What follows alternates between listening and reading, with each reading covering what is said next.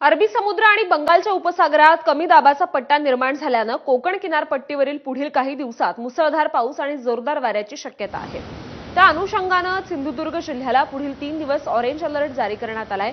सध्या जिल्ह्यात ढगाळ वातावरण आहे। जिल्ह्यातील पावसाच्या परिस्थितीचा आढावा घेतलाय आमचे प्रतिनिधी सदाशिव लाड यांनी।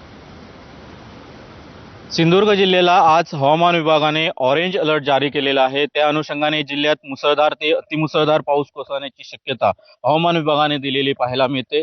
गेल्या 24 तासात सिंधुदुर्ग जिल्ह्यात 22 मिलीमीटर पावसाची नोंद झालेली आहे। एकंदरीत पाहता जिल्ह्यात मुसळधार पाऊस कोसळणार असल्यामुळे हवामान विभागाने ऑरेंज अलर्ट जारी केला असला तरी प्रशासनाने जिल्ह्यातील नागरिकांना सतर्कतेचा इशारा दिलेला पाहायला मिळतो।